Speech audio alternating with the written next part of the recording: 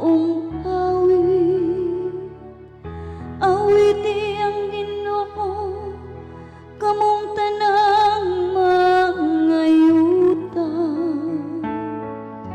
Awiti ang Ginoo, dayga ang iyang ngalan. Isangyaw ang iyang kaluwasan sa tanang adlaw. Ang Ginoo atong Dios moabot nga gamhanan.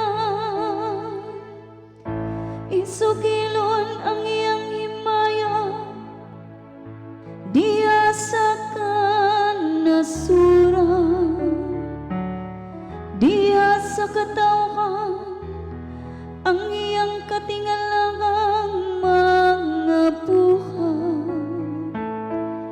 Isulti diya sa kanasuran, Hari ang Ginoo.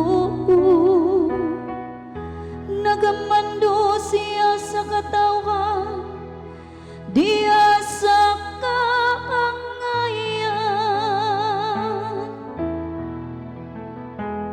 Ang Ginoo atong Dios moabot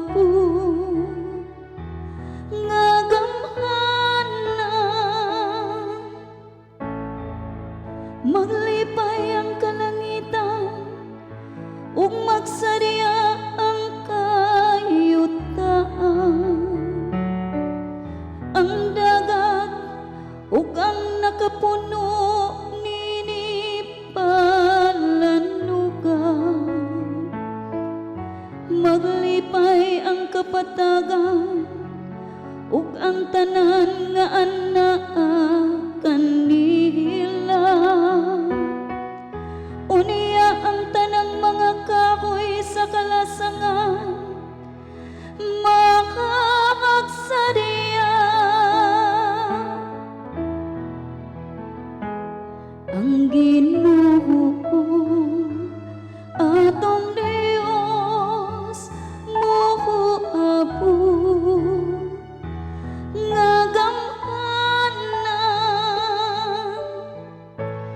Manglukso sila sa kalipay at tubangan sa Ginoo.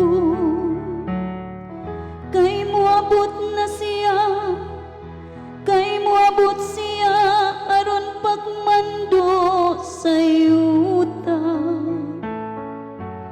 Magmando siya